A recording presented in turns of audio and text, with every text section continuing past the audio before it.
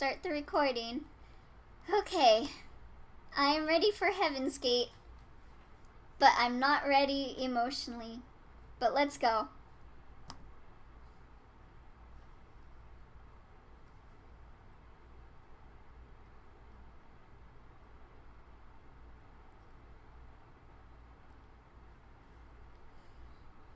Hooey! Vincent Fennell.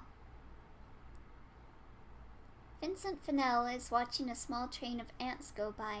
His gaze remembered Desensitization. Also, if you don't hear any volume, that's because the game right now doesn't have any volume. I approach him out of curiosity. Oh, winged ants. That's rare. Oh, they're so cute! They're so small. That's good. Bugs are yucky. Look. He gets up from his knees and steps closer to the ant trail. Oh my god, that smile just saved my life. We must be like gods to them, don't you think? With those words, Vincent picks one up. Just one tug and the wing rips off with an alarming ease.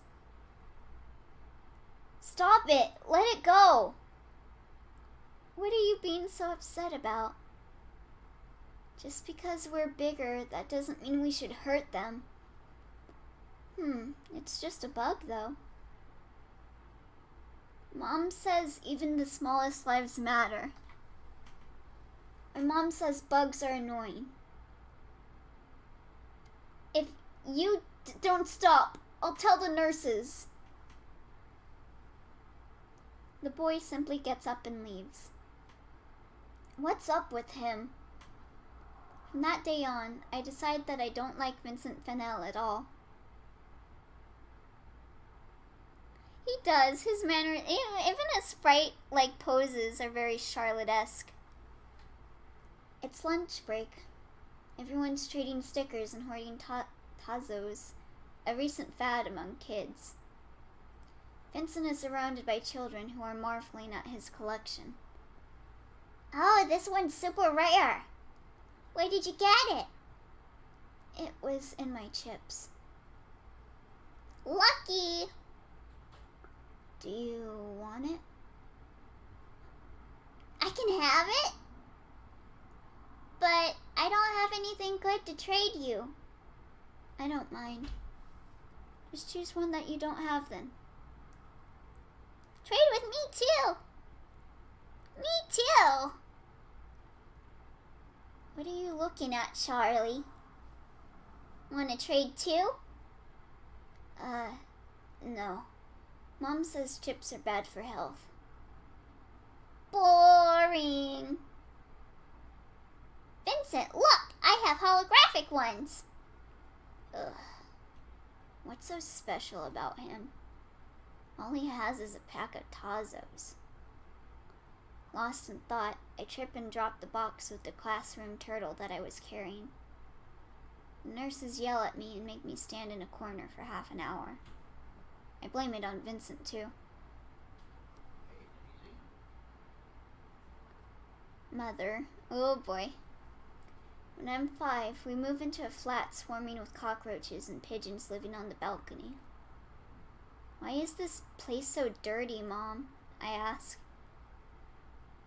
The person who lived here wasn't very cleanly, is Mother's answer. I want to go back home, I tell her. Why did we have to leave? Yeah, the Hello Charlotte series has a few disturbing stuff, and animal abuse is one of them. You won't be staying here for long, dear, Mother says, and I want to believe her. The surrounding dirt makes my skin crawl. Later, I overhear our neighbors talking and learn that the former owner was a drug addict. Died of overdose, they say. When I raise my voice, Mother tells me to keep quiet. Yeah, that's a good thing for me, because I don't like animal abuse that much in my games. I don't like animal abuse at all, but I can stomach it for the most part in a game if I know beforehand that there's going to be animal abuse. And I knew that there was going to be in this at some point, probably. When I walk around the house, Mother says that my footsteps are too loud. When I become excited, Mother reprimands me for misbehaving. One evening, she has a breakdown over unsorted clothes in the drawers. We're talking normally, and the next moment, the house is filled with shouting and sounds of my clothes being violently thrown on the floor. There must be something else she's angry at, but I'm too young to understand. I apologized over and over, promising I won't do that ever again, as if I committed a grave sin. I'm sorry, Mother. I can make everything right. I won't become a burden.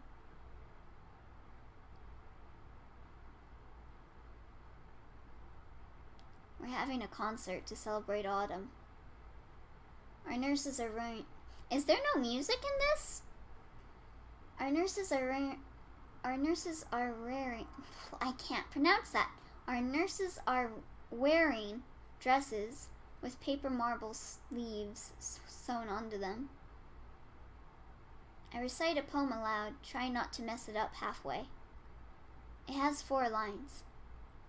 Yeah, episode 3 made me, super depressed. It's one of those games that just gets you down. But I think that's what I like about it. It doesn't hold back very much on what it's doing. I'm so nervous that my voice comes out too quietly, even though I recite it perfectly. Vincent got 6 lines. It must be because the nurses think he's the smartest in the group.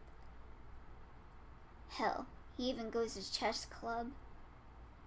Vincent recites the poem in a monotonous voice like he doesn't give a care.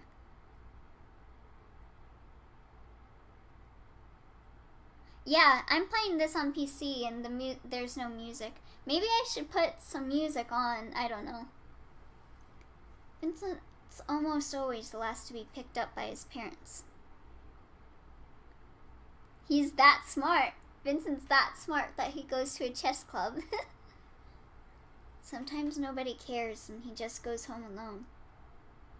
I tell Mom about that and she totally freaks out. How can a child go home by himself? She exclaims, shocked. What are his parents thinking? I don't know what to say to that. Valentine's Day. Oh! It's Valentine's Day. Everyone gets tangerines and Kinder Surprises for lunch. This is in Europe, I see.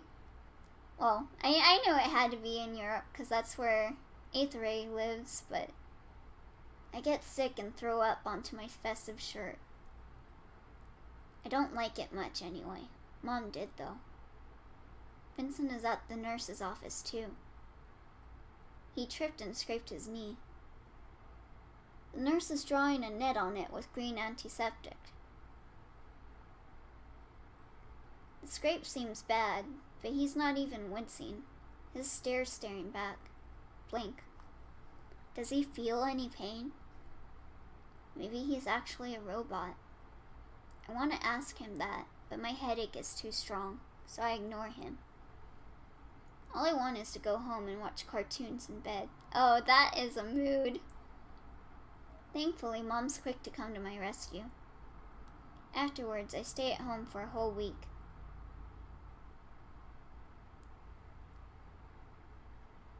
Time passes fast. My kindergarten graduation album is filled with pictures of other kids running around, and a macro photograph of myself, in some kind of medieval clothing from the photo shoot.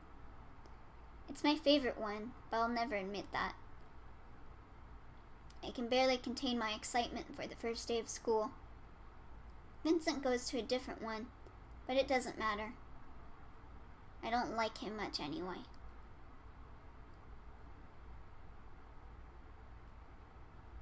Elementary school, it's boring. I solve all the problems in my math workbook in one evening, and as a consequence, end up dying of boredom at actual lessons. Shouldn't there be a faster way to do this? As the school days pass, I get so excited about my intellectual abilities that I point out others' mistakes every time I notice them. The girl sitting next to me seems to enjoy my company, mainly because she gets to copy my answers during tests. In the meantime, I find a new way to make friends.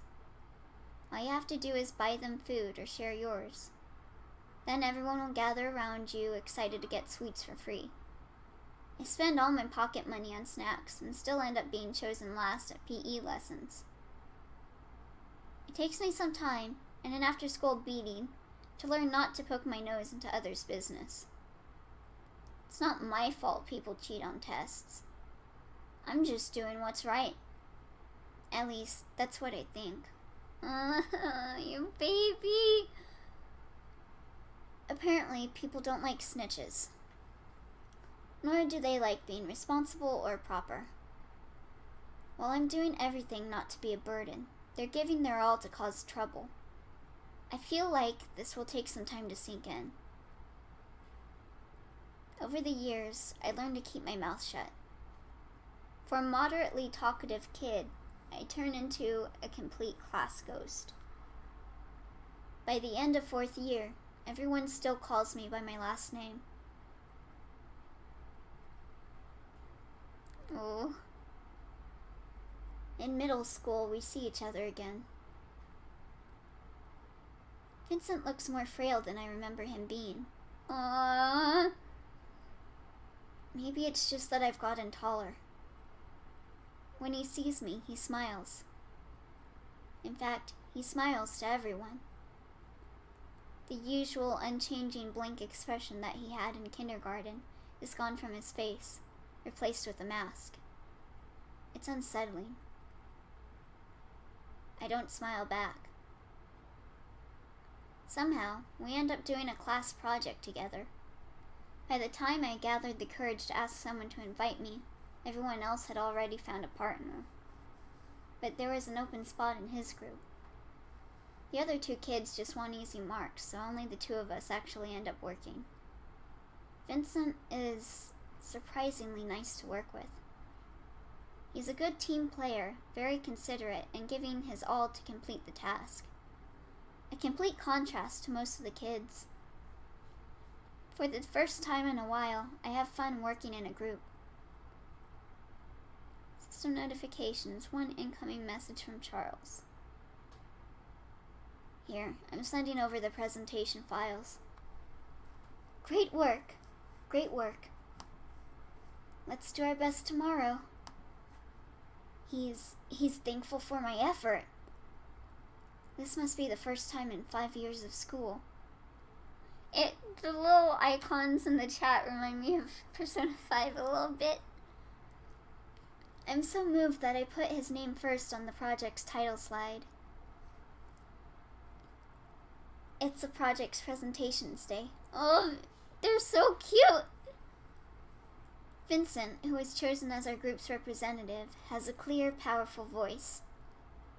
Unlike me, who gets so anxious that I start to stumble on every word, earning giggles from classmates. Ooh, yeah, that's a mood. I hate myself for it. Regardless, our group gets the highest marks. Maybe teamwork isn't half bad, I catch myself thinking. Yowamushi. Vincent loses consciousness during one of our PE lessons. I've never really noticed it before, but he really has the worst stamina in class. When I fail at the speed tests, I can endure running long distances just fine. He, however, looks completely exhausted after just a few laps. Me too! I was like that in PE too. Maybe? It said that he's short, so maybe he has growth hormone deficiency. That would be really cool if so, because I know that people with growth hormone deficiency are really weak. Because with me, when I was in PE at school, I would get tired out after like halfway through a lap. Or maybe that's just because I'm a weakling, but After overhearing one of the conversations between teachers, I learned that Vincent has health complications.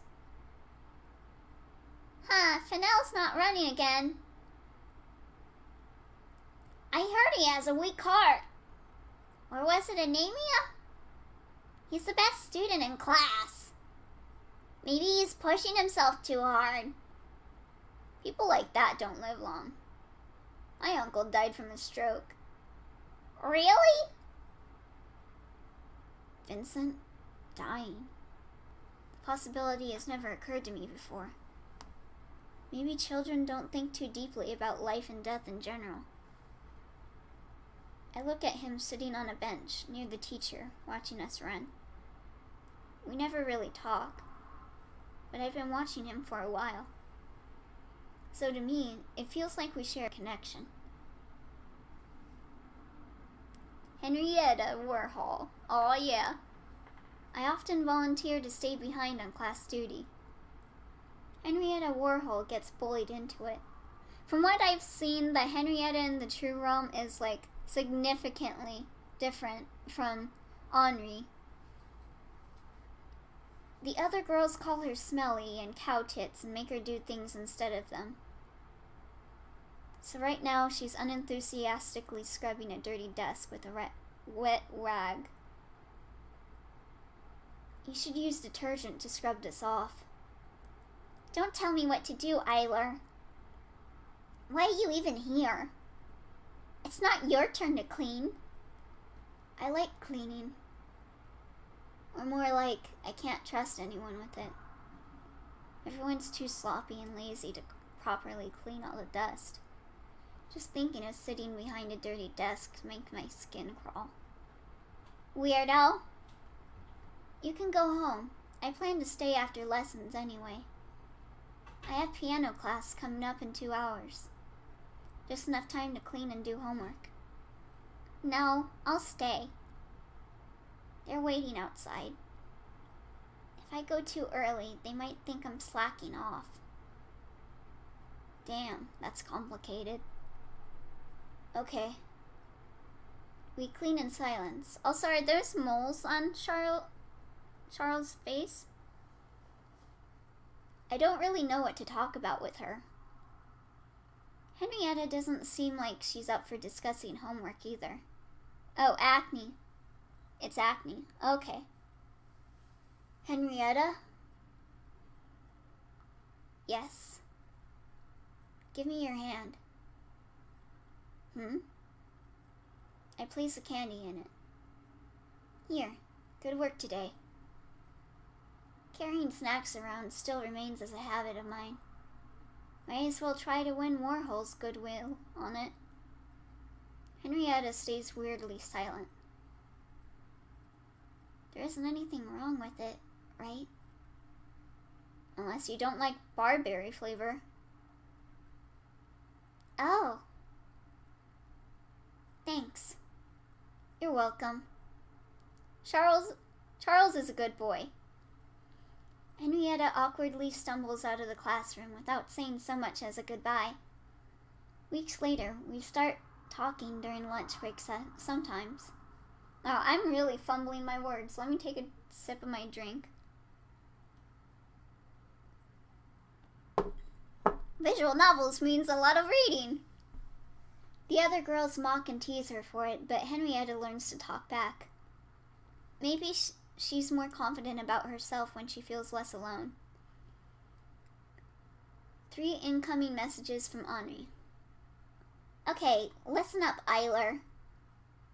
We're gonna get rid of your acne. I'm gonna send you a list of skincare products and food to avoid. But Mom... No buts. For a clean freak, you sure hate looking after yourself. Past. Mother never tells me anything about her past. Or father. And I never ask. It's something we never talk about. Oh, big mood. Me and my mom. All I can do is listen to her occasionally cry at night and keep quiet about it in the morning. Henri, why do you gotta burn Charles like this? She's holding up well, but I can't help but worry that one day she might trip and fall and never get up. The thought makes my hands itch, and I spend 10 minutes in the bathroom trying to wash it off. I want to grow up and become someone she can depend on.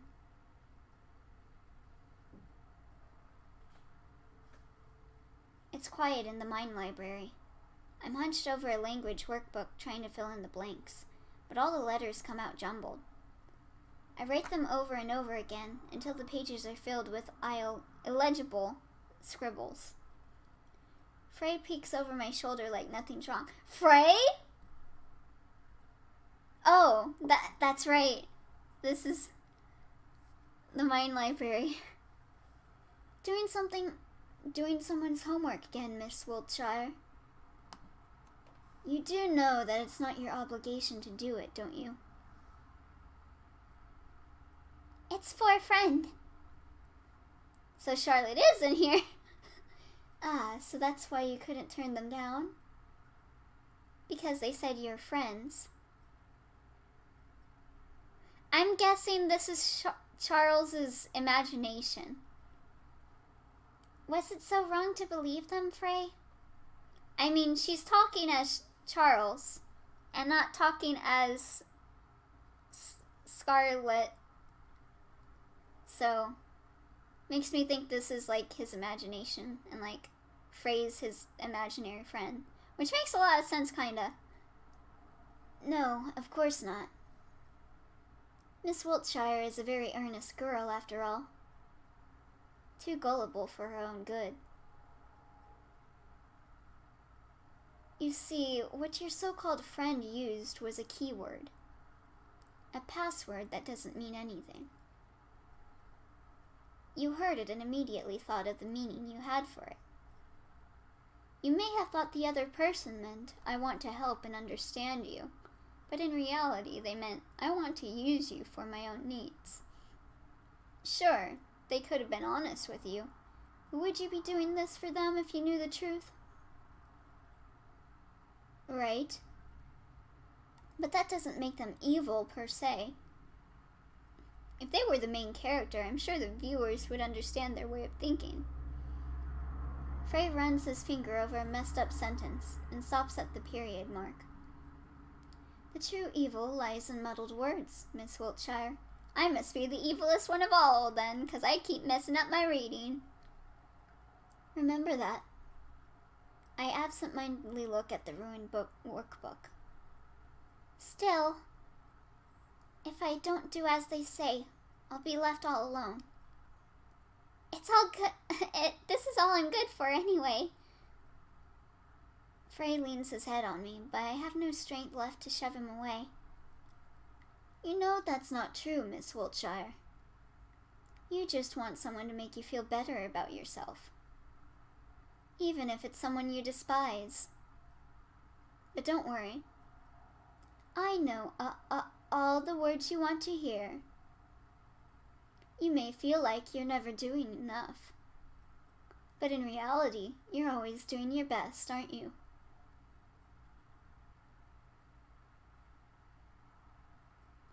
During the first year of high school, we go on a school trip.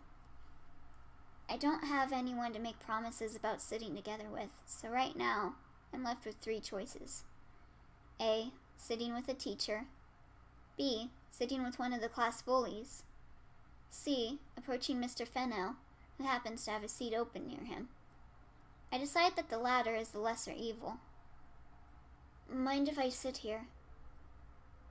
Not at all. Thanks. Oh, now that I think of it, it's the front seat. I shouldn't be taking it. You can just change with someone if they get carsick. I, for one, can't sit in the back. I always get dizzy. Sucks to be you. Vincent laughs dryly. His laughter doesn't reach his eyes. Crap. I just messed up my second informal conversation with him. By the time I gather myself again, Vincent's long since asleep. His head is bumping against the bus window in small intervals. Yeah. I bring out my MP3 player, but minutes later, everyone decides to watch an action movie. The loud sound doesn't seem to bother Vincent, who's sleeping with earplugs. Oh, I do that too. I always sleep with earplugs. I should have brought some too. In the end, I settle on watching the movie and lose the track of time. By the time we arrive at the hotel, it's past midnight. I get a room with 3 guys who don't mind me ditching them during the night. Success. Oh, shoot. At best, they'll get drunk and play cards in someone else's room until sunrise, and at worst, one of them's brought drugs. Maybe both. We get up to the stairs and unlock our room. It has a bed and a shower, so it's perfect. My classmates leave the room as soon as they finish unpacking.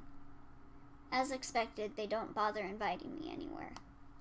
Glad they know I hate having fun. I spend half of the night sketching ideas for comics I might draw someday.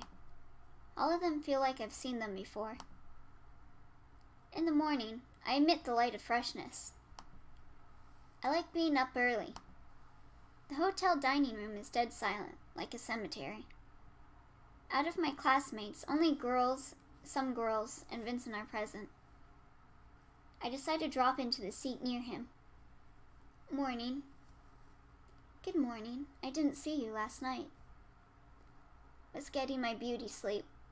Oh, he's got acne all over his hands? Or did you party with everyone? Of course. Have to admit, I have a hard time imagining you drinking. I'm not sure if that's acne or like bruises. Oh, he's picking at his skin. Looks at my own hands. I do that too. I have to admit, I have a hard time imagining you drinking. Why, I have high alcohol tolerance. Unlike many. Ugh, don't remind me. I woke up to sounds of someone puking in the toilet next door. Ah, unpleasant, isn't it? My face says it all. This still fits Vincent's image that I had of him.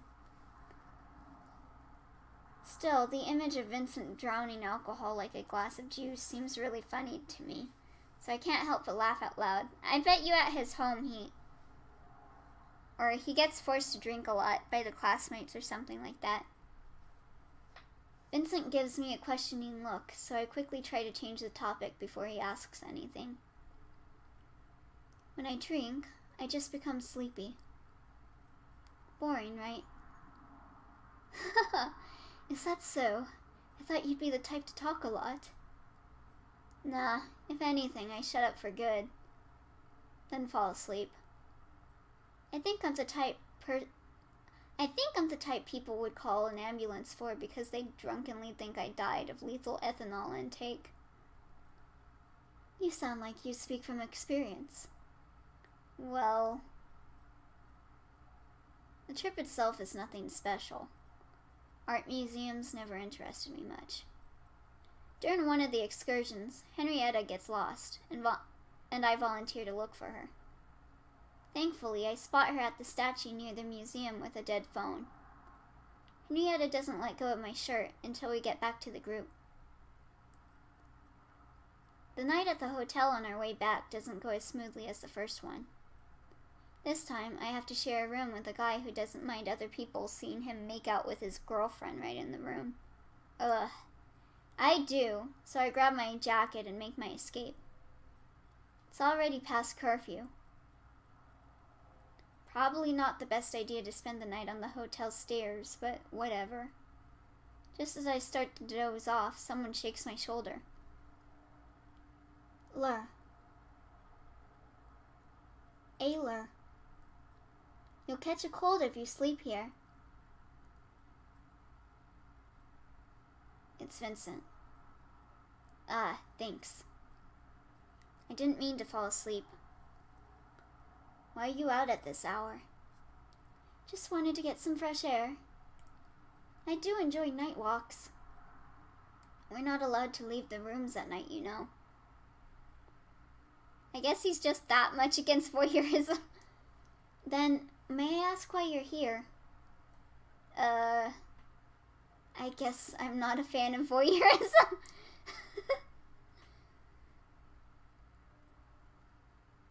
No, that sounded bad. Forget it. Okay. I'm guessing there are problems with your roommate? Yes, that's a pleasant way to put it. I could use less pretty words, but it'll leave a bad taste in my mouth. Vincent looks at the night sky. It's nice here. So quiet. I don't have to wake up to shouting. I don't know what to say to that, so I just pick at my skin. Oh, mood. Sorry, I said too much. No, that's fine, pitiful, awful. None of these seem to fit. I'm not someone who should comment. We sat in silence for some time. That being said, do you plan to return to your room? Nah, I'll wait it out a bit more. I see. Well, good night then. Oh, okay. Night. Thanks for keeping me company. It's my pleasure. Half an hour later, I returned to my room, only to find my classmate sleeping soundly. This asshole. I fall asleep thinking that it would be nice to go somewhere with my class again.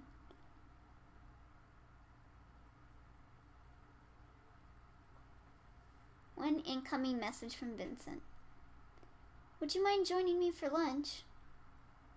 Sure, just gotta grab something to eat. Oh, he changed his icon. Is it the usual place? Yes, they both changed their icons, but Vincent's looked so similar to his last one.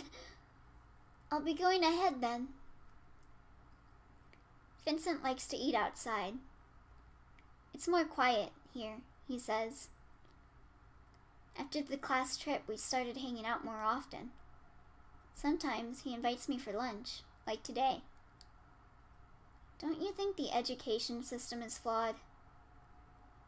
Vincent brings a hand to his chin, thoughtful. Depends on what you define as flaw. If the main objective of education is discipline, then it's essential to have a hierarchy.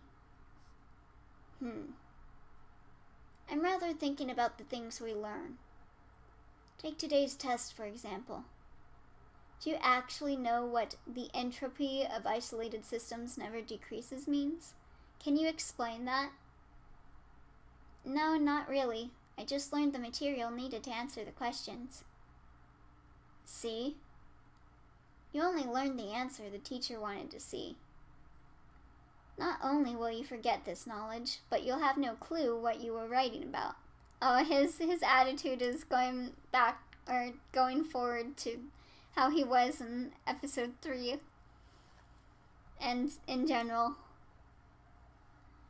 We're only learning keywords that we don't know the meaning of, and don't gain any practical knowledge.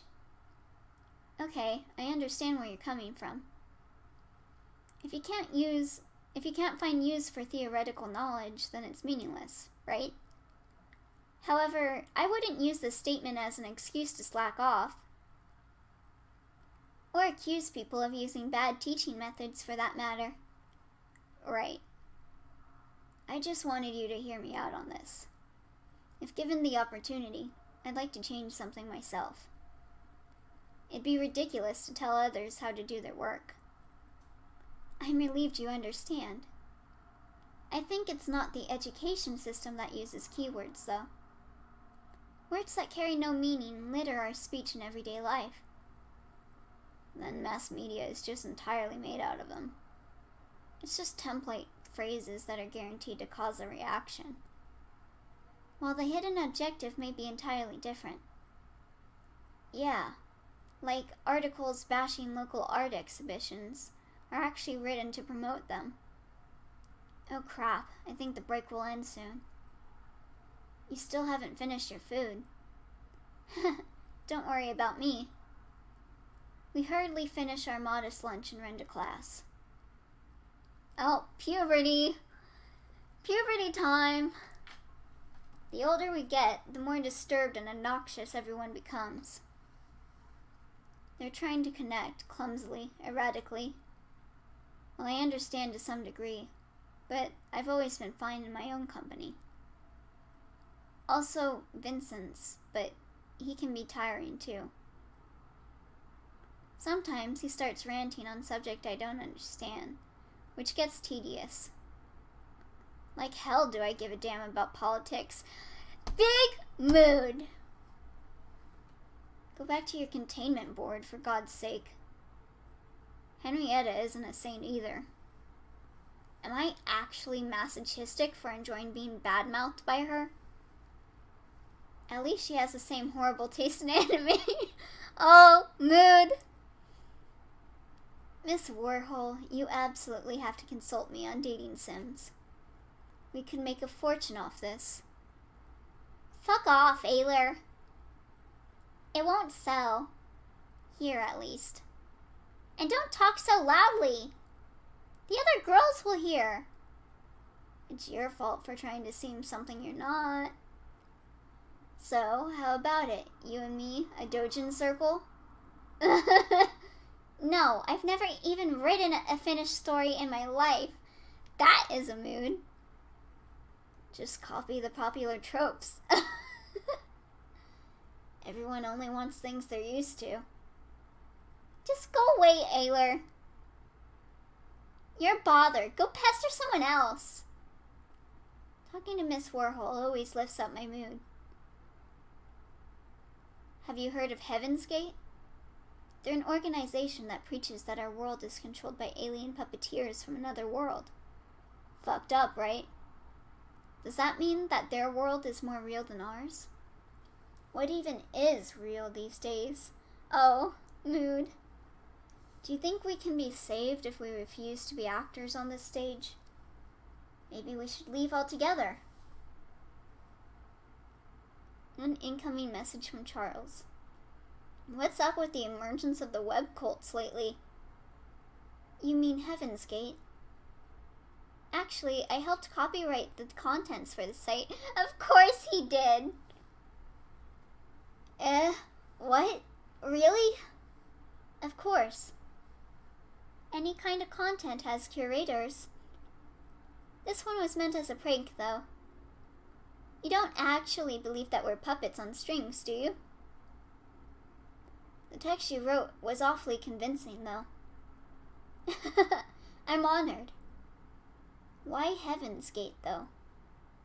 We wanted it to seem big, despite it being a prank. Doesn't it sound like something promising? Yeah, sounds pretentious as fuck. It doesn't mean anything, really. Just like Heavenly Kingdom doesn't exist. Oh. So, an empty promise of virtue, huh? Still, isn't it, kinda dangerous? People might believe you guys for real. That would be silly, don't you think? Rationality. So we're back. Yep, back with the false realm. I don't know what to do for Bennett's voice. Mr. Honecker, do you think I'd act more rational if I killed my remaining emotions? I don't believe we could be rational without feelings. Patients with prefrontal cortex brain damage cannot experience emotions. To them, any decision seems as good as the other. For example, when I think of killing someone I care about, I'm overwhelmed with horror. It goes without saying that I'd never do it on a whim. Thus, feelings are essential for irrational thinking. Soap inhibits the prefrontal cortex functionality as a side effect, right? I've been saying it all the time, but consuming it isn't doing you any good. You'll lose the ability to distinguish the weight of one decision from another. And that means That means killing me and eating cookies for breakfast will be morally equal to you. My point is, killing your emotions will only worsen your overall mental state. It's okay to care, Bennett. Aw. Bennett croaks out a laugh. It's nice that we get to see the false round people too. That's really cool. Are we gonna see Q84? Vincent peeks over my shoulder, startling me with his voice. Are you writing something? This barely counts as a writing. Fennel steps over the bench, now facing me directly. Are you dissatisfied with what you're making? No, not exactly. Not more than usual. It's just, I don't know how to communicate my thoughts to others. The whole plot looks too contrived. I'd stop reading after the first page. Do you think your readers are stupid? No. If anything, it's my own fault that I'm a clumsy writer, not theirs. Then, do you not trust them? I don't. I mean, I really want to. But I'd be lying if I said I did. I see. If you can't bring it around no matter what, why not prove that to you yourself can be trusted? Vincent leans closer into my personal space, making me recoil a bit. Whoa! Show that you've done your research. That you're knowledgeable about the subjects you're handling. That you're involved as much as your reader is. That you've prepared to bare your mind and soul. His presence suddenly overbearing, Vincent looms over me.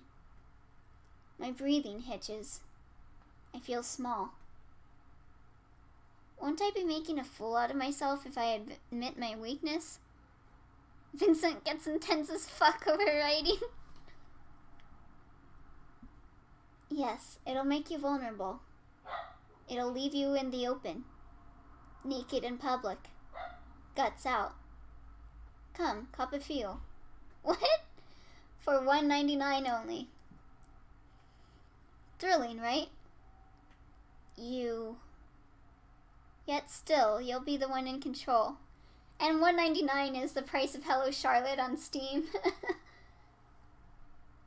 Because it was your conscious decision to reveal the information, and you hold power over it. With those words, Vincent leaves my personal bubble and drops on a bench beside me. Having nothing to hide puts you at both an advantage and disadvantage, but my opinion is that it's worth it. I suppose that's one way to go about it. If it were me, I'd rather have the work exist separately from its author. If anything, I'd prefer working as anonymously as possible. Yes, I'm not saying my approach would work for each and every person. You should choose what suits you best. But more importantly, don't underestimate your reader. I can't read R's. But most importantly, don't underestimate your readers. Make them feel like your story is the best thing they ever experience. Make them feel like they can only feel that way with you. And there you have it. A story you can be proud of.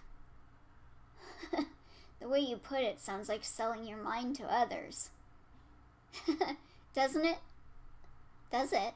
I'd call it sharing. Besides, being insincere in your work will result in flavorless throwaway texts. Do you want to write disposable garbage like that? Mr. Fennel, you're intense. That's a lot of knowledge for someone as young as you, Mr. Fennel. I'm just saying what I've learned from more experienced writers. And I suppose I'm really passionate about writing. Really, now? Oh, I didn't know. Is he writing something too? You just look like you needed advice. Were the words I chose enough? Yeah, thanks. I owe you one. Actually, would you like to read what I've written so far? I think I could use some feedback. そうなのか? Sure. I don't expect mercy. Bring it on. I'll fetch my notebook next week then. There's a lot written, so you can take your time with it. Our conversation is cut off by the ringing school bell. During our final high school year, Vincent joins the student council and invites me to do the same. He's gonna Gordon Ramsay his story. I'm sure he did. Didn't you mention that you wanted to influence school life if possible? I believe it's a good opportunity to do so. I think it's not about good ideas, but rather the ability to convince others, which is something you have. And right now, I'm using it to convince you to try it. So persistent. Okay, fine, I'll tag along. Success. You'll definitely regret it. Ha ha ha. Huh? Wait, that's the opposite of words of encouragement. It's past 6 p.m. We're one of the last students leaving school. I stretch and allow myself to let out a prolonged yawn. Today's meeting was so tiring. I need a no people day soon. I can understand that, says Vincent, who's talked during the whole meeting. How'd you even have energy for all that arguing? I just enjoy good discussion. More like uncivilized discourse. Everyone was basically trying to shout louder than the others. Thrilling, isn't it? I can't believe you. I'm joking. It was indeed a bit tiring. I'm not a big fan of the noise. However, I don't feel like going home just yet. Well, the weather's not bad. I was planning to invite you for a walk anyway. All right. Should we walk in silence for a while? Good plan. I let my vision lose focus and let the world around me slow down. We part ways after an hour of strolling around the park. Feeling re-energized, I spend the whole evening leisurely studying subjects ahead of the program. Social media. We're waiting for the next class to start. Twitter!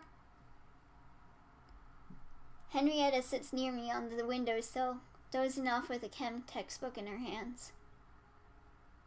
I'm so tired of social media. Oh, big mood, big mood. Everyone's talking so much, but no one's talking about things that really matter. And I feel bad for contributing. Henrietta yawns and stretches, then pinches my nose. What do you think people should be talking about then, genius? And who are you to decide what matters and what doesn't? Shut it, I know. I'm just saying how I feel. And I feel tired. Your judgments are useless then. It's like wanting a teenage melodrama to have a deeper meaning.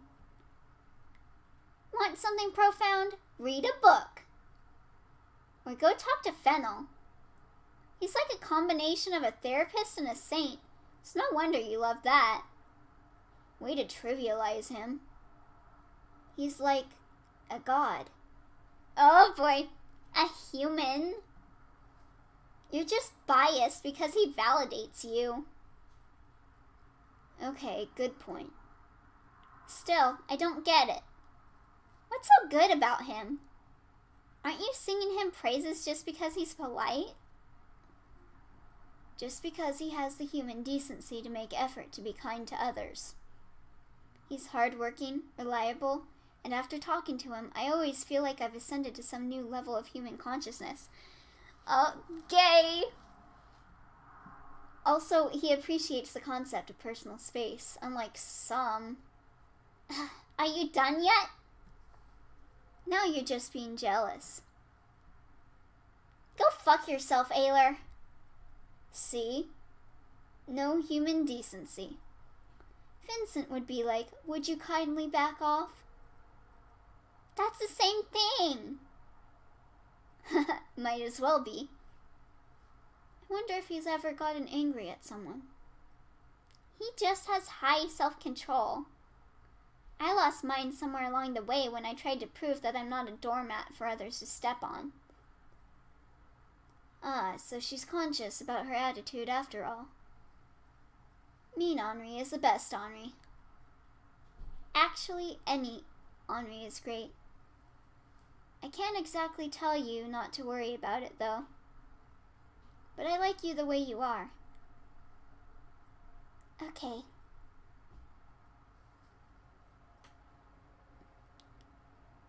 Vincent comes over to do a research project for school. I welcome him into my room with rubber gloves still on my hands. Ayler, you look proud of yourself. Of course. Cleaning done. Clothes ironed. I can focus on schoolwork in peace. Good. You seem to be especially scrupulous when it comes to organizing.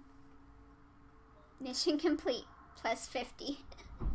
I just can't seem to focus when there's something out of place. I end up thinking about a single sheet of paper lying around unsorted instead of doing something useful. Oh, but that's not the worst of it. Also, his hand doesn't have marks on it anymore. Must be tough. My workspace isn't very organized in comparison, although I don't have many personal possessions. Don't like stuff piling up. That too, and perhaps I'm not very sentimental. I briefly wonder if that's really the only reason, but decide not to press on. Let's change the topic. That being said, remember when we were all about collecting stickers and stuff? Yeah, everyone was crazy about trading. I still have my collection. I can't bring myself to throw away my cat toys too. It's kind of Oh, okay, it's just one hand that hasn't been bid on, but his other hand's still getting bid at. Why? You must have loved them a lot. Having things you love doesn't make you seem infantile. Well, yeah, when you put it like that. What about you? Didn't you have your favorite stuff? No. I only bought popular things regardless of whether I liked them or not. Oh, I see. And then? Then I threw them away as soon as they became useless. At this moment, Vincent's gaze seemed empty. His face didn't portray any particular emotion, even though he was smiling, which felt horribly out of place. For a second, I feel like we weren't talking about bootleg Digimon stickers, but something else entirely. Well, yeah, I see. You must have no interest in material possessions. That's admirable. Vincent pauses a bit, then answers. Yeah, that must be it. His words sound hollow.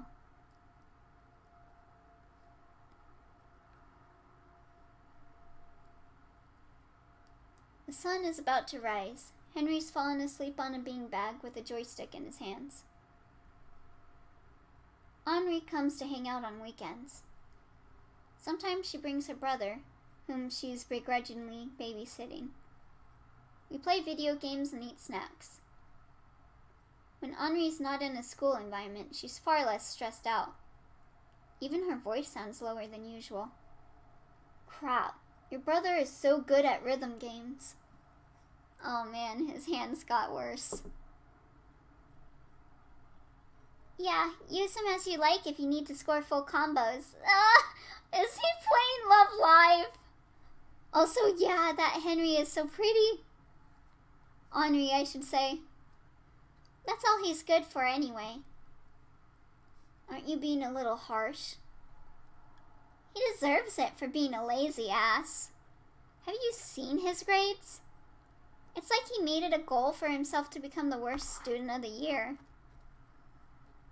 Maybe his mind just works differently from the rest. Yeah, that too. But for the most part, he just wants to play MMORPGs all day. I want to help him, but I also want a break from all this shit. I'm tired of working at part-time jobs to help parents sustain his lifestyle. Do you know how much console games cost?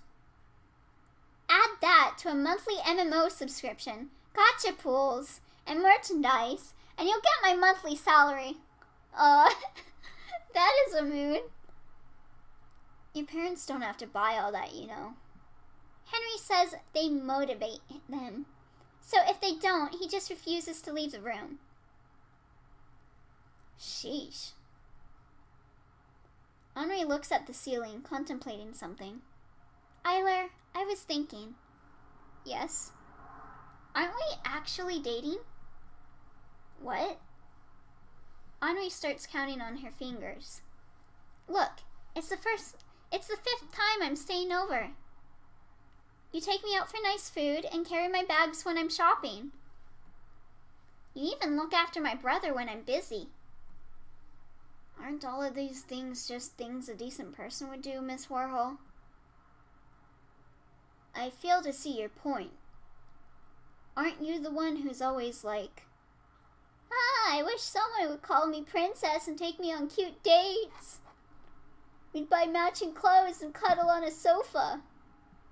Henri nudges me with her elbow, violently. Yeah, you're far from that. Please don't use that squeaky voice to imitate me ever again. Still, what should we call this? Does it need a specific term? If we're talking about becoming each other's possessions, then I'm against it. Oh, that was Charles. No one ever belongs to anyone. Yet for some reason, everyone thinks a meaningless string of letters can bind people to them. Isn't it normal to want someone you can call your own? It rubs me the wrong way. That would mean treating others as commodities, which in turn contributes to a mindset intrinsic to a capitalist society. What the fuck, Charles? You just had to bring your pointless philosophy into it. Just say it in normal people words. Sorry. I just don't know yet. Yeah, he's way overthinking it. Henri sighs. Well, me neither. Hold on, let me try something. Henri leans in and kisses me. So, how was it? It was supposed to be this amazingly good thing that every story leads up to. But it didn't really feel like anything out of the ordinary. What if it was, with someone else? I think I'd be the same. You know I'm not comfortable with physical stuff. Is there something wrong with me after all? Want me to hit you? Aren't you the one who keeps going on tirades about everyone experiencing life differently? Just because I don't understand doesn't mean it's your fault. Sorry, I just feel like I'm constantly letting people down. Isn't he canonically asexual?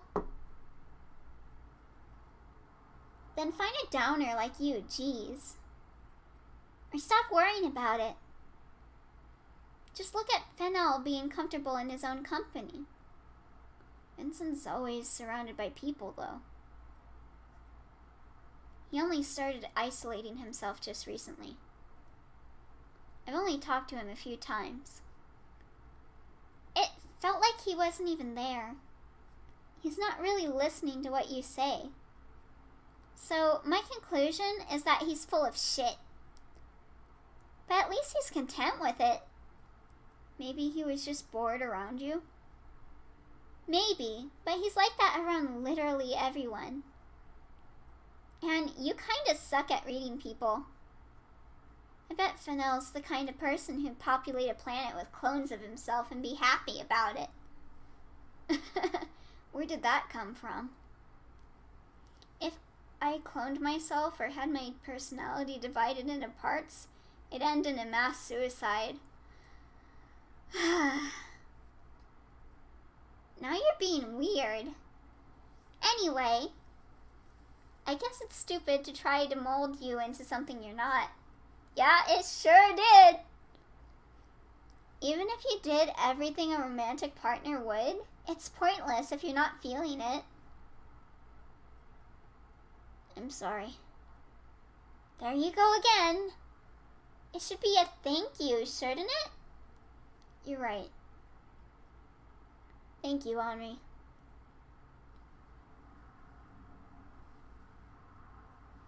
I wake up with a headache and stumble into the bathroom to brush my teeth. I look into the mirror and notice that I only blink with one eye. Weird. But whatever. School proceeds as normal until I start feeling extremely fatigued during the 5th period. Something's not right. I end up calling Mom. She already knows what to do. It seems like your son has Bell's palsy. It might take around a month to recover. Great!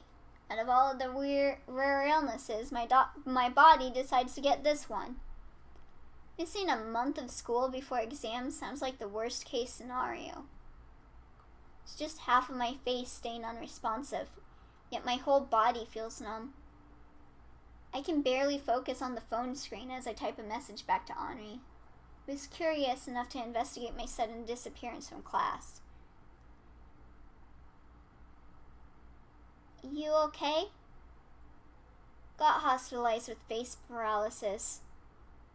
The fuck is that? The fuck is that indeed? When my eyes can't blink and my mouth is stuck in a convoluted grimace. Thank God no one will come to visit. I close my eyes, one manually, and hope that the numbness will go away in the morning. It doesn't. Hospital food is tasteless. It doesn't really matter since I'm going to be discharged today.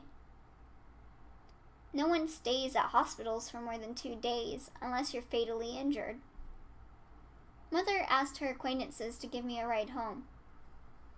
What followed were 2 weeks of pills and 24 hours sleep, and 2 more weeks of staring at the ceiling because my mind couldn't focus on anything else.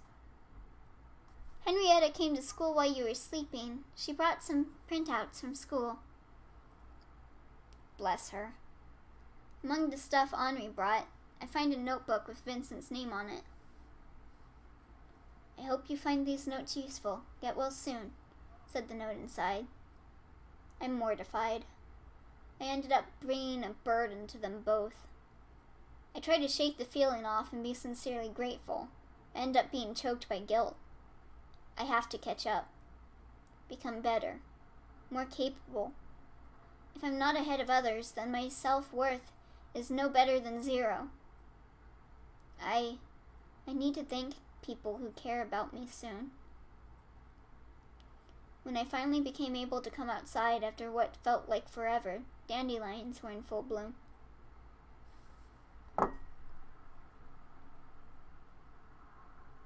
Vincent has his nose buried into a notebook lately. He's definitely writing something, but I never pry.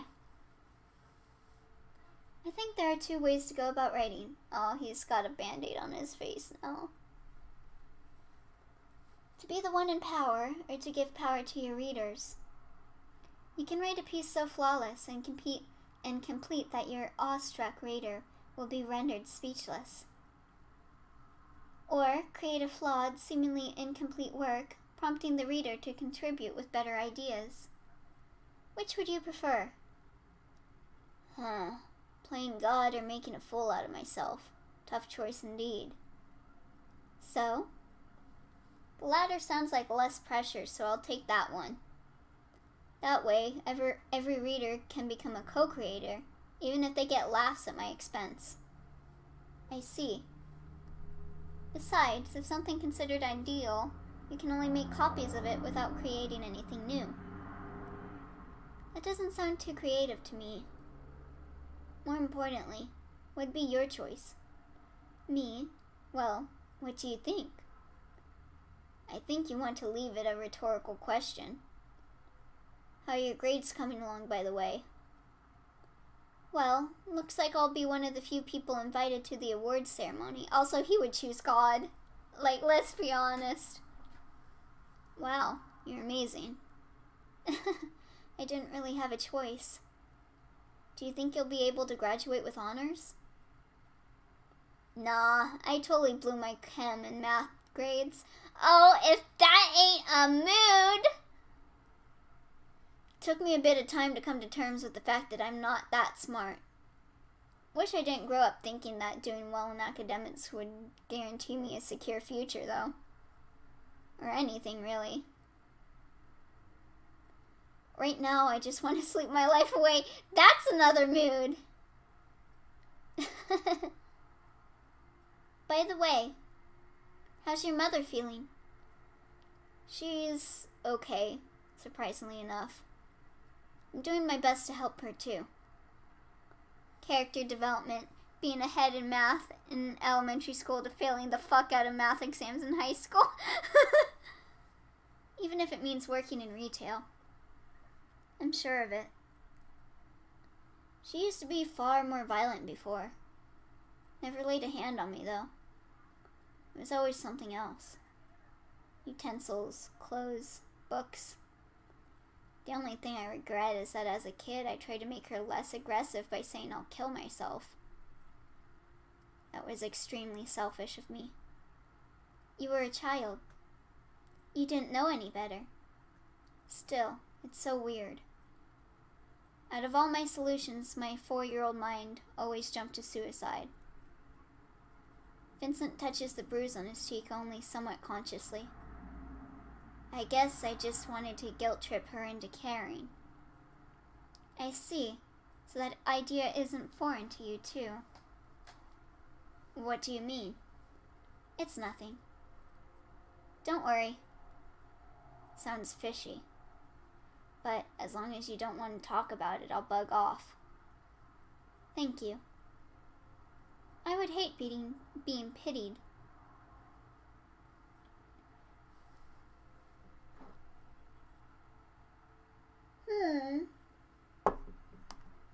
Maybe I shouldn't have come without a warning. But it's Charles, so he won't mind all that much. I'll just return this book and go home anyway. It's open.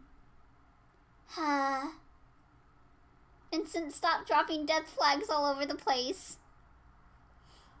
Geez, when will they fix the lock? It's already been a month since it's been like this. This place is already a hellhole. Would it hurt them to put more effort into making it a little bit safer? The elevator's taking too long. Did someone just come in? Keep quiet and no one will get hurt. You bitch, stop screaming. Somebody help! I hear someone opening the door floors above and a dog barking. Ugh. He ran away? I can't stay here. That was scary. Blood.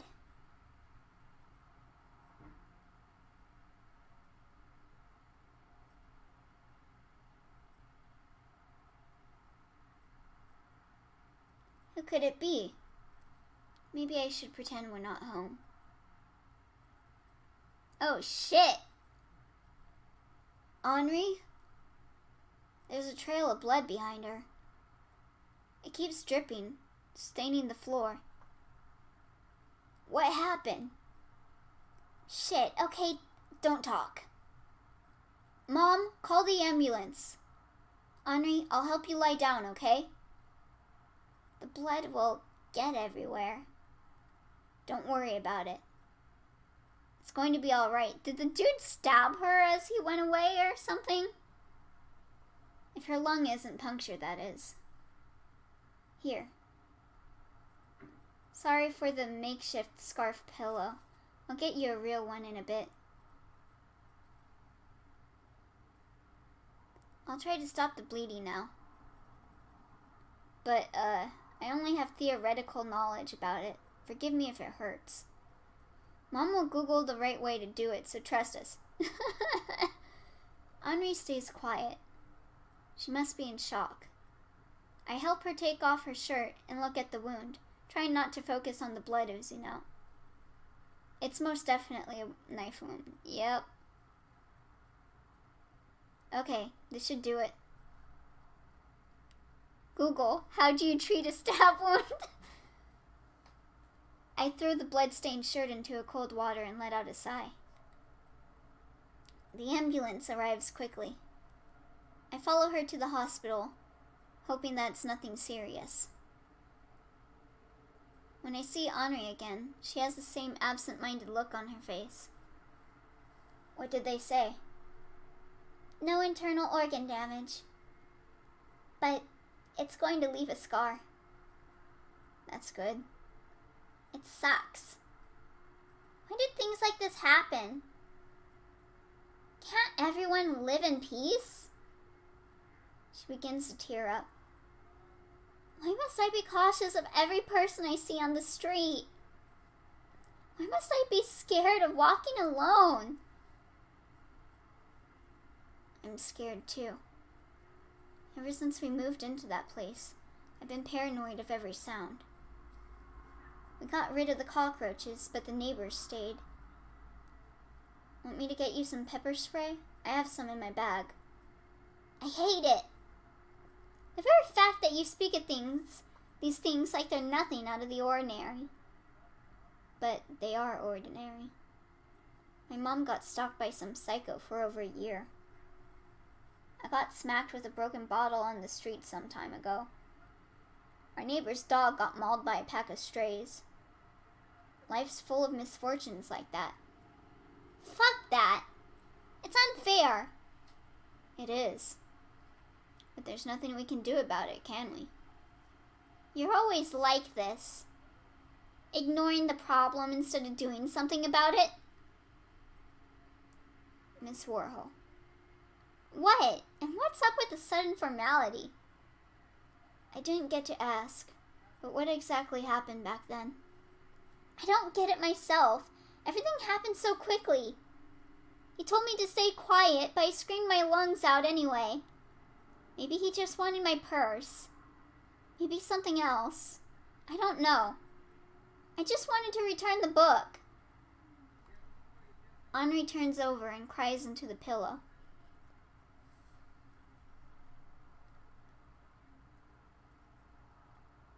Okay, examination over. I'm going to disinfect the equipment. You can get dressed. Thanks, Mr. Honecker. So, how is it?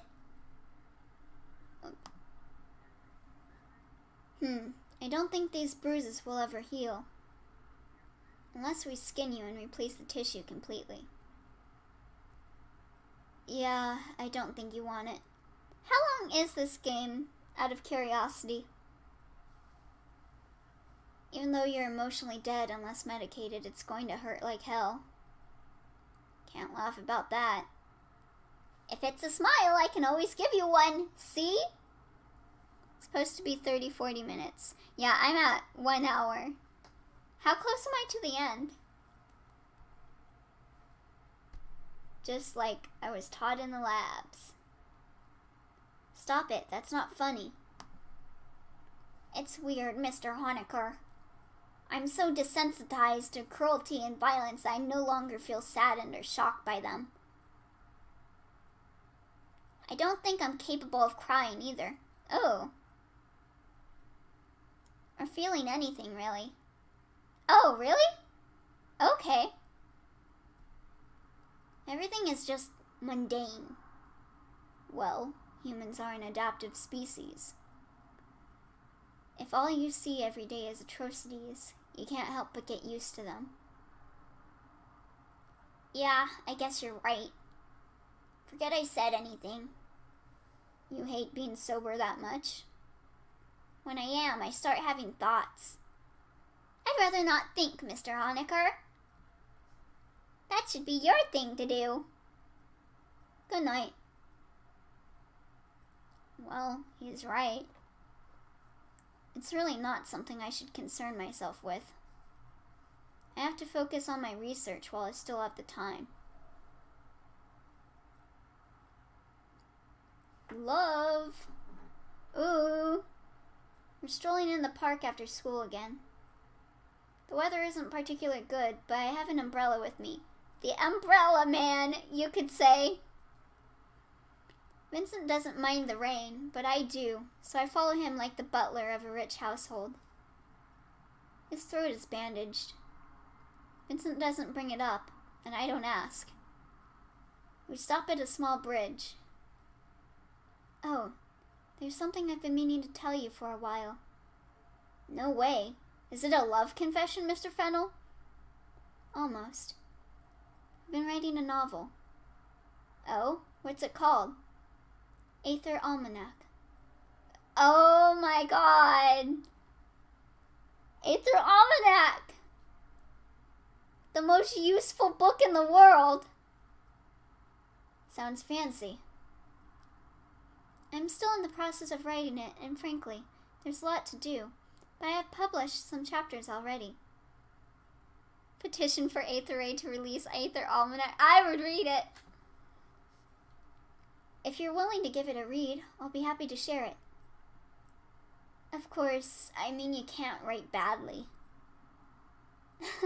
Thank you for your trust. It's a collection of short stories centered around one divine being. It needs a lot of improvement, but I don't expect my target demographic to be older than myself. Still, it's a work I love dearly. It's the first time I've heard him use love in regard to something. I should read it soon, I thought, yet ended up postponing it until the very last minute. One's writing is the mirror of one's soul. I was afraid of my imaginary construct of Vincent shattering upon looking into it. Oh! In the land of eternity, there lived a scientist. Exiled from her homeland for heresy against their beliefs, she decided to travel around the world to see all its wonders. She saw civilizations rise and fall, stars explode, and new forms of life come into existence. After thousands of years of wandering, she began to grow weak in her limbs. She walked and walked until she stumbled and fell down to the ground. There she lay for days, unable to get up on her own. People passed by. Some asked if she was feeling unwell. Some pitied her and gave her food to eat. Some gave advice on how to get back on her feet. But nobody extended a hand. One day, she felt someone lift up her weakened frame. She looked up and saw a being she couldn't quite describe, as its form was constantly changing. It was the most fascinating sight she'd ever seen. "What are you?" the scientist asked. "I cannot be defined by mere words," it laughed, amused by her decision. "Some call me White Queen, but that was only one of my many masks. I am neither a man or a woman, for I am not human. They say meeting me is a great blessing that happens once in many millions of years. Therefore, how about I grant you one wish?" the being offered. "Say, what do you wish for?" The scientist thought of unlimited knowledge and the world's treasures and infallible health, but none of those wonders interested her any longer. "Can you remain by my side?" she asked, her voice growing weak as the realization that she grew tired of solitude dawned on her. "Unfortunately, I cannot grant you that wish, as nothing can bind me," was the divine being's answer, and the scientist hung her head low. "However, if it's a long-time partner you want..." Without as much as a warning, the creature tore off the scientist's finger, and her identical copy grew from it. As the scientist screamed from the sharp pain that pierced her, the relentless god spoke again. "It knows everything about you and understands you better than anyone ever would. It'll never leave your side and remain with you in life and death." It'll never leave your side. Oh, I read that. When your sight fades, it'll become your eyes. When you lose strength in your legs, it'll carry you in its embrace. Together, you are one. I dream of falling into a pit of identical corpses and wake up in a cold sweat.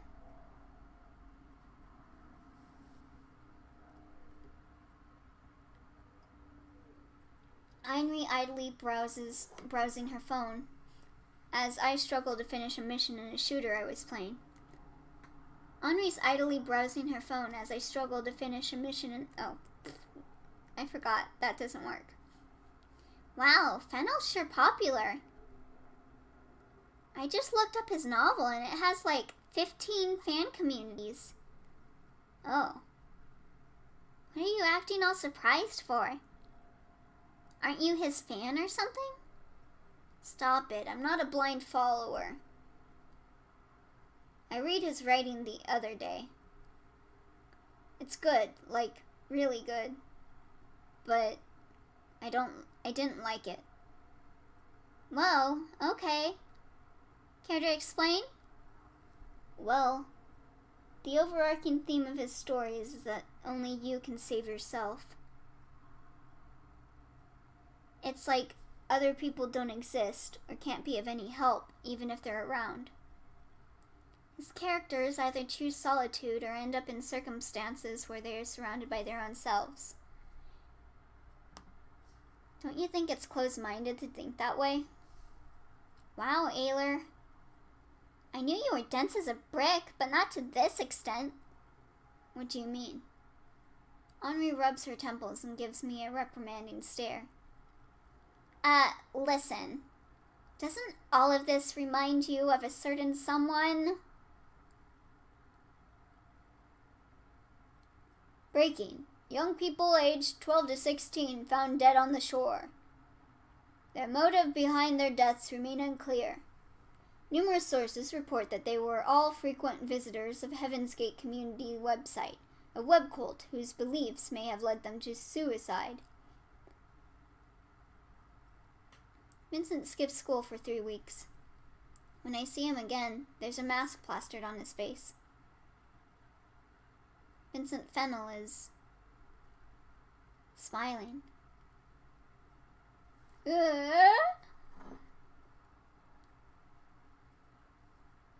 It's dark in the morgue. We sit on a cold ceramic floor. Felix Honecker doesn't have long left to live. How are you feeling, Mr. Honecker? Tired, but that's nothing new. Is everyone pulling an all-nighter because of me? Yeah, even Florence didn't hold back on soap. Felix sighs. Even though I did nothing to deserve this kind of treatment, you all chose to act stupid. What are you sulking for, idiot? You'll see me tomorrow. That person won't be you. I doubt anybody will notice the difference. It's not like I did anything remarkable during my lifespan. You gave a shit about me. Although, you gave a shit about everyone. Just like Henry. Before he fell ill. It's unfair. We both know I am a copy. First, Mr. Honecker tells me it's okay to care. Then he compliments when I do, which is it. Do you believe in God, Bennett? No. Henry Huxley isn't someone as shallow as that. I see. Then, it must be the same for me, too. Mr. Honecker, I won't make friends with you the next time we meet. It's a promise, then.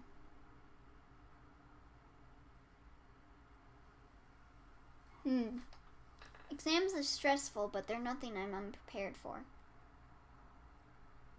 After all, I've always been a diligent student. I get paired with Henri during the language exam, and we pass with flying colors. Vincent, however, remains as distant as ever. For the past month, we haven't gotten to talk at all. I wonder what he is thinking. How disappointing. I can't seem to find any topics to discuss with you, Eiler. No, Vincent's not that petty. The very fact that you thought of me like that makes you the petty one. The truth is yours, imaginary Mr. Fennel. I understand that the way I use words impacts people around me, so I decided to distance myself from people who are easily influenced. More plausible. But does that mean he thinks very little of me? There's no guarantee that we'll keep in touch after graduating either. I can't shake off the feeling of frustration welling up and end up losing sleep at night. I'm so anxious that I decide to discuss it with Henri. She likes food, so I lure her in by inviting her to a cafe. He wrote what? Henri stabs a cherry tomato on her plate. It makes a popping sound and bursts. Maybe telling her wasn't a good idea after all. So what if he's a cult leader?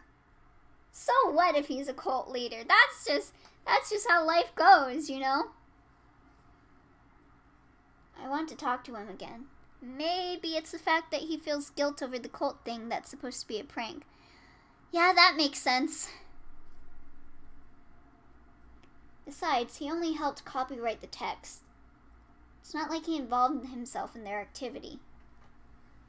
Your moral compass just did a complete 180 right now. Listen, I'm sure he understands the weight of his actions.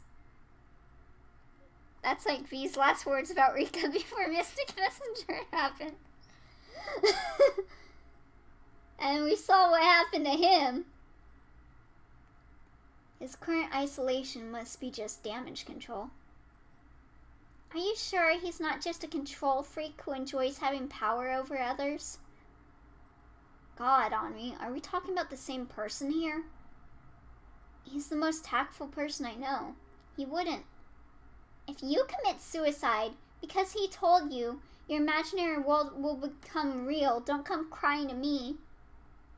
You can't cry if you're dead, Miss Warhol. Anyway, Fennel's dangerous, okay? People like him harm others without even realizing it. That accident confirmed it. If he's a writer, he should take full responsibility for the messages he's communicating. And don't go, it's their own fault on me. But it is. Everyone has their own brains. If they decide to self-destruct after hearing they're in a video game, and they were already predisposed to it. They just saw the cult site and bam, confirmation bias activated. They wanted a motive. They got it. I would never end my life just because I stumbled on some creepy pasta on the internet. It would take more than that, like mother's death. Or my own health deteriorating to the point where I start hurting others. Then Hey, stop it! I'm sorry. Yeah, you went a little too far there, Charles. I don't think I'm completely right either. Circumstances are different in each individual's case. I know that. I'm just worried about him. Knowing Vincent, he'll never talk about himself. Which is okay with me if that's what he wants. If I keep ignoring this, what if... I think of running on the field. Children are laughing, illuminated by sun. People like that don't live long. Fine, I get it. Talk to him when you get the chance, okay? I'm sure you two will figure something out. I walk Henri home and wave her goodbye. When I see Vincent next time, what should I tell him? No matter what I say, I find myself afraid of hearing his answer.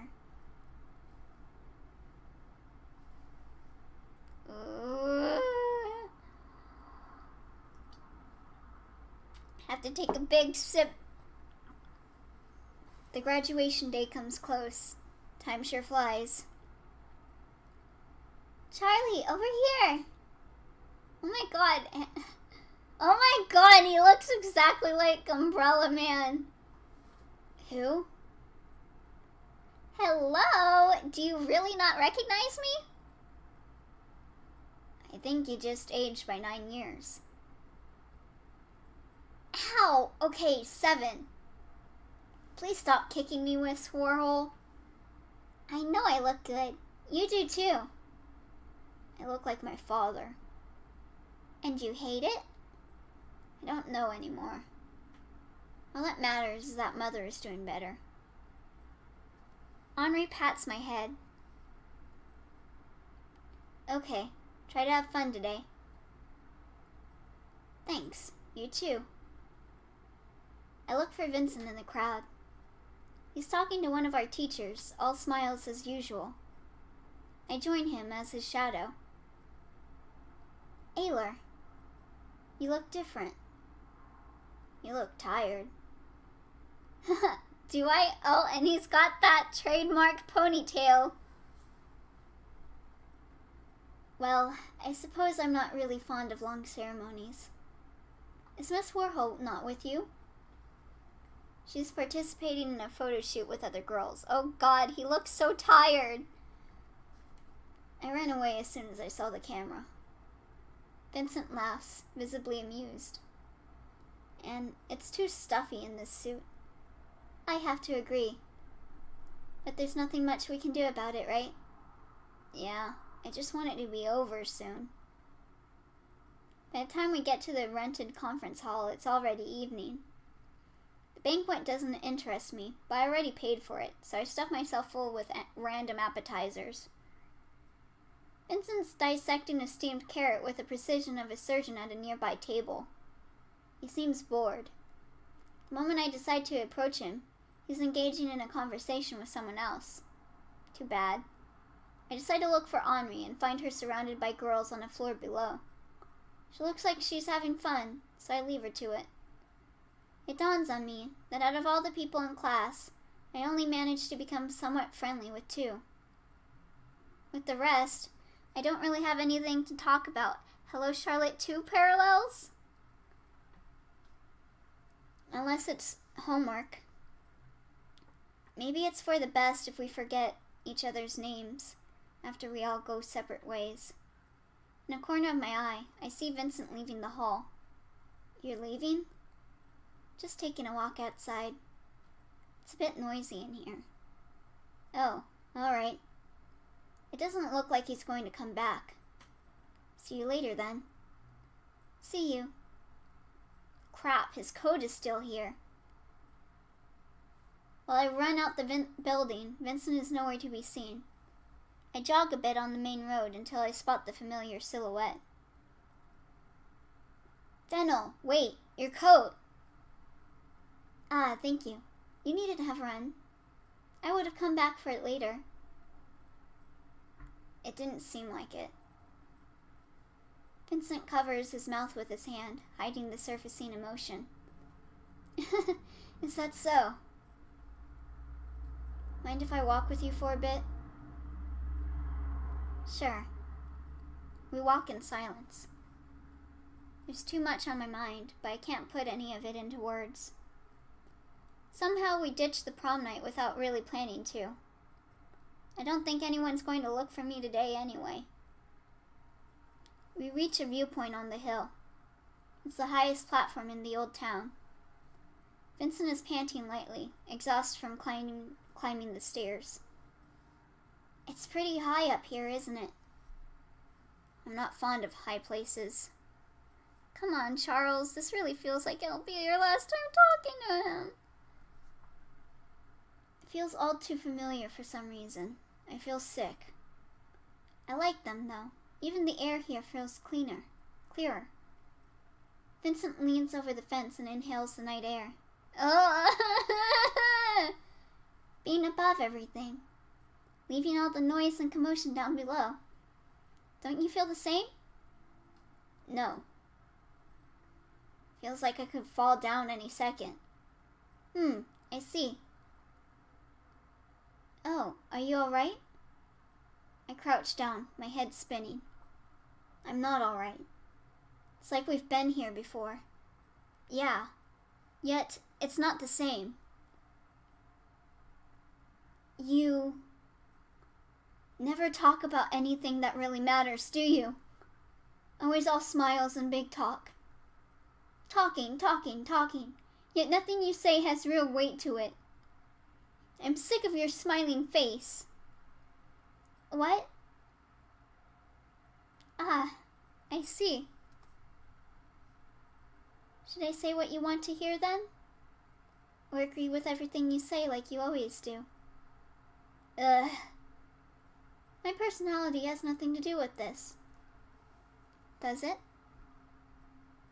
I'm led to believe that you're as much of a control freak as I am. No matter how much others worry about you, you decide to shoulder everything on your own. That's because of how my mother is.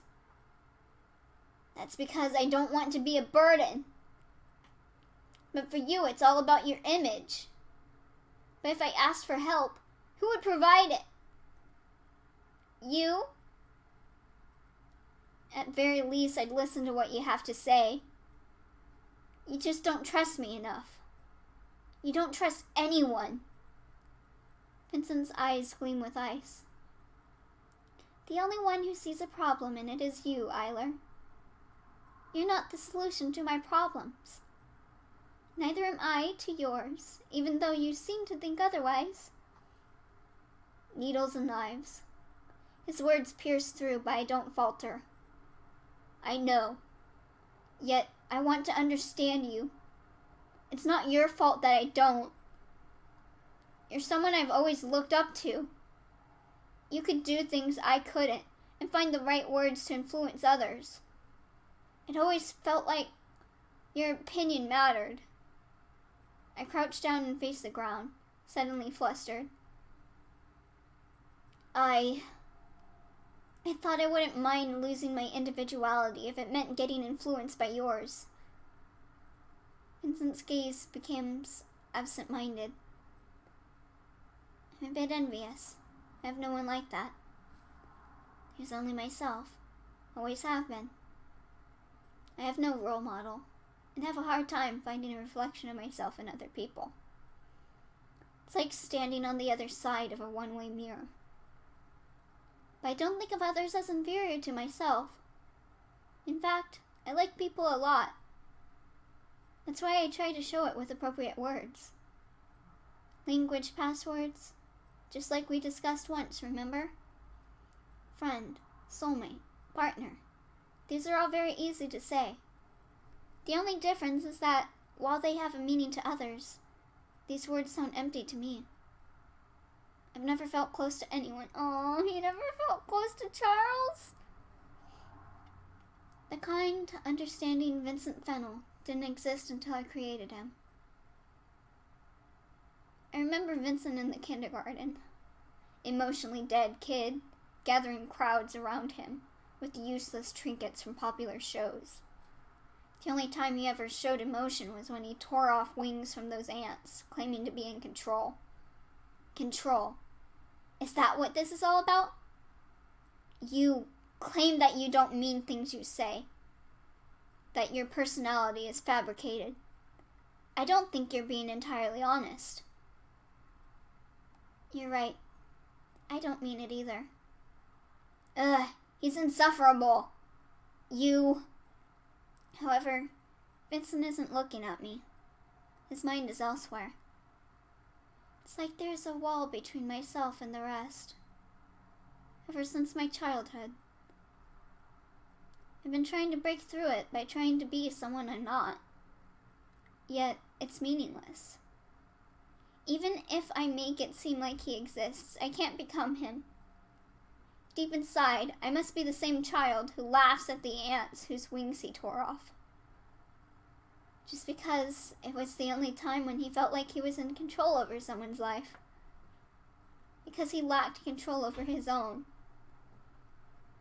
Still, you've been trying your best, haven't you? All this talk about a quiet place, those bruises. I think it's pretty obvious at this point that whoever you live with, they've been... I stumble on my own words. They haven't been treating you well. The Vincent I remember was an empty husk of a person. It's like you were never physically there at all. Yet with time, you were able to regain control over your life. It's not like you became someone whom others look up to overnight. You worked hard for it, because you care. That's just a life narrative you constructed for me. It's nothing but pretty. I can't be proud of being a hypocrite. Would you rather dissociate for the rest of your life? I don't want that either. Both choices are wrong.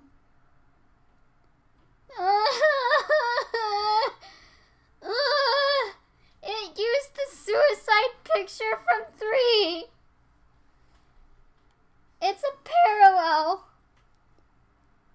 There's just no hope for me, is there? This life, I already tried to put an end to it. A month ago. Huh? I didn't think much of it. It was something I knew would happen one day or another. Naturally. Yet, I ended up not going all the way. I thought, I still haven't returned the notebook. I was supposed to put an end to everything. For a ridiculous reason like that, I didn't. My eyes begin to sting, but no tears come out. Dude, I'm about to cry. I may be insignificant and frankly boring. But I'm going to do my best to become someone you consider your equal. So that you won't feel so alone. I'll keep doing my best, so In a corner of my eye, I see Vincent crouching down near me, putting a hand on my shoulder. Don't push yourself, he says, his gaze remaining unfrozen. You're already doing enough. Empty words and template phrases. Neither of us can find comfort in each other's words. They do. They need help bad. Neither of us know what to do. I want you to live, I croak out. Not to a corpse, not to an imaginary construct, not to a vacant shell, but to Vincent Fennel himself. History repeats. I can't see his face. I see, Vincent says simply. No tears, no surprises. That's how Vincent Fennel is. Yet his words sounded almost thankful. Vincent gets up and extends his hand to me. Congratulations on graduating, Charles. I reach out and accept his hand. The future still remains uncertain. Yet, I feel like I'll be able to sleep tonight. The sun rises. A new day has come. What? Why would you end it there? God! Why? Did he? I am sure he did commit suicide, but you can't end there. Oh my God!